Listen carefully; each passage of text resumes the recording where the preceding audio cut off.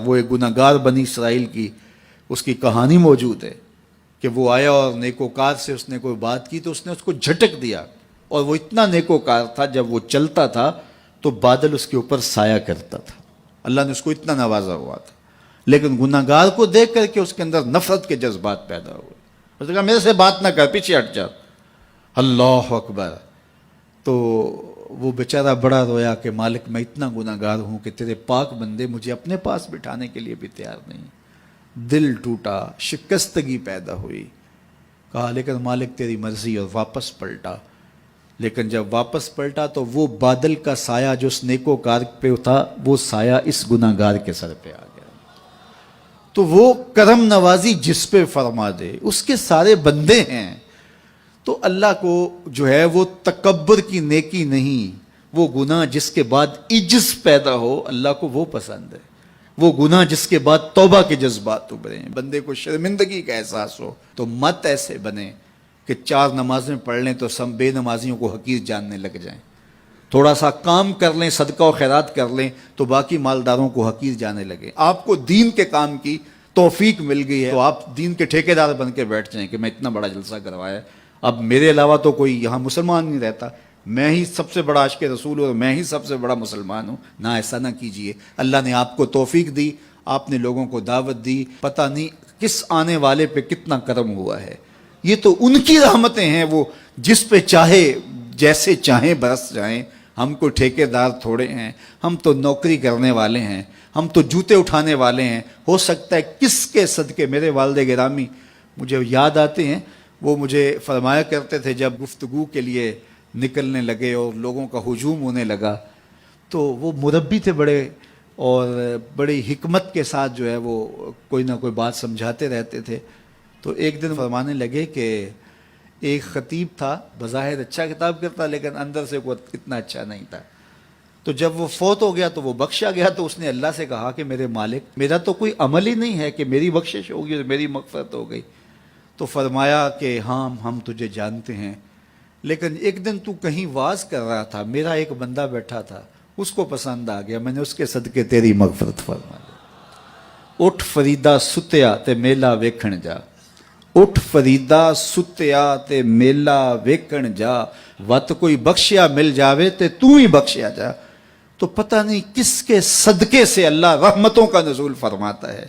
بے عمل کو دیکھ کر کے اس سے نفرت نہیں ہے، نفرت تو گناہ سے ہے، گناہگار سے نہیں ہے، لیکن کوشش کی جائے کہ یہ عمل بد چھوڑ دے۔ اللہ اکبر۔ ایک جنازہ گزرا اور وہ جنازہ کسی غیر مسلم کا تھا تو چشمان رحمت میں آنسو آ گئے۔ تو صحابہ نے پوچھا کہ حضور یہ یہودی ہے یا عیسائی ہے، کوئی اس کا جو مذہب تھا وہ بتایا۔ تو فرمایا کہ مجھے اس بات پہ افسوس آیا کہ یہ اسلام نہیں لا سکا اور کفر کی حالت میں مر گیا، تو اگر یہ اسلام لاتا اور جو ہے وہ جنت کی راہوں کا مسافر ہوتا تو کتنا اچھا۔ یہ اس کے ساتھ بھی ہمدردی ہے۔ تو اللہ کی مخلوق، یہ جنت کے اکیلے ٹھیکیدار بننے کی کوشش نہ کریں کہ میرے علاوہ کوئی جائے ہی نہ، جنت کے دروازے پہ میں بیٹھ جاؤں گا کسی کو، یہ زیادتی ہے۔ میرے تو اعلیٰ حضرت نے یہ کہا تھا، ایک میرا ہی رحمت پہ دعویٰ نہیں، شاہ کی ساری امت پہ لاکھوں سلام۔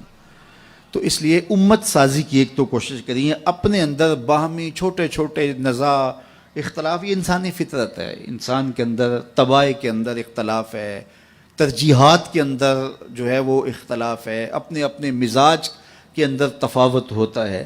تو ایسا نہ ہو کہ چھوٹی چھوٹی باتوں سے آپ جو ہے وہ امت کو پھاڑ چیر کے رکھ دیں، نہیں، بلکہ امت کا جو تصور ہے اس کو قائم رہنا چاہیے۔ تو گناہ کے بعد جب انسان کے اندر ندامت کا اظہار ہوتا ہے، وہ جو آنسو ٹپکتے ہیں، بندہ اپنے آپ کو چھوٹا سمجھتا ہے، میں اتنا گناہگار، میں پاپی، میں مجرم، میں میلا اتھرو، جب وہ اپنے آپ کو دیکھتا ہے کہ میں اتنا برا شخص ہوں تو پھر اللہ کی رحمتیں اس کے اوپر متوجہ ہوتی ہیں۔ تو اس کو پسند ہے کہ جب بندے اس کے حضور عاجزی کرتے ہیں، اس کے حضور معافی مانگتے ہیں، تو مت کسی کو حقیر جاننا کہ یہ گناہگار ہے، نہ جانے اس کا انجام کیا ہو۔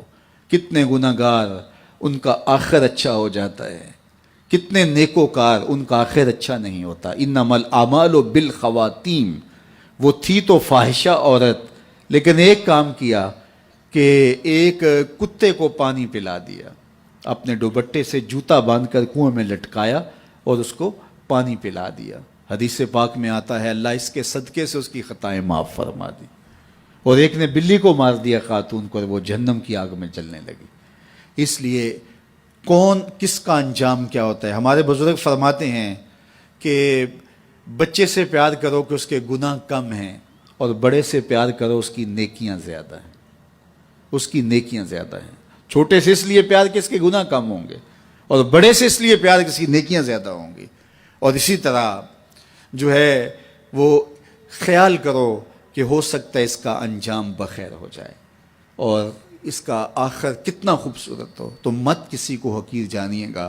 ایک میرا ہی رحمت پہ دعویٰ نہیں، شاہ کی ساری امت پہ لاکھوں سلام۔